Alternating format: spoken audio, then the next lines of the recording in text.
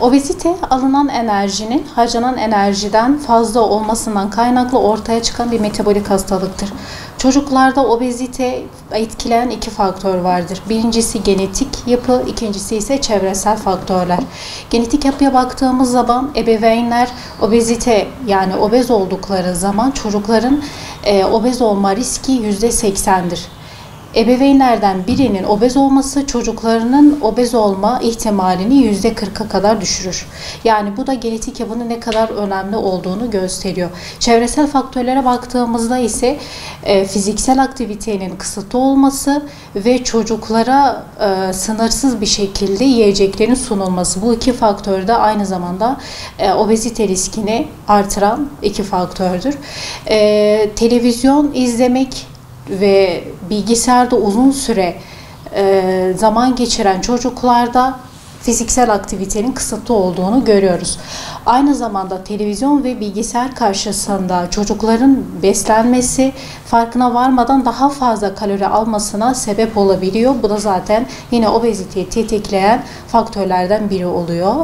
Televizyon karşısında ve bilgisayar karşısında beslenen çocukların daha fazla kalori aldığını, bu da obeziteye sebep olduğunu görebiliyoruz. Aynı zamanda televizyonlardan görülen besin değeri olmayan yiyecek ve içeceklere karşı çocukların bir cazibeye kapılmasına sebep olabiliyor. Bu da daha fazla işlenmiş gıdaların, besinlerin ve paketli ürünlerin tüketimini yönlendirebiliyor çocukları. Ve tabii ki uzun süre tüketilen paketli gıdaların birçok sağlık sorunlarına sebep olduğunu da görebiliyoruz. Özellikle diyabet, kanser riski artışına, kalp damar hastalıklarına ve daha sayabileceğimiz birçok hastalıkların altyapısını oluşturabiliyor çocuklarda. Özellikle de kimyasal ürünler yani paketli gıdaların içerisindeki kimyasallar çocukların boy uzamasını durdurabiliyor. Aynı zamanda da içerisindeki boyalardan kaynaklı kız çocuklarında daha erken ergenlik döneminin yaşamasına sebep olabiliyor. Onun için çocukları daha çok paketli gıdalardan uzaklaştırmak ve daha çok sağlıklı ve dengeli beslenme modeline geçmek gerekiyor. Özellikle de obez olan çocuklarda tedaviye başlamadan öncelikle hormon değerlerine bakılması gerekiyor. Yani öncelikle bir endokrin uzmanına gösterilmesi gerekiyor. Daha sonra diğer tedavilere başlanabilir.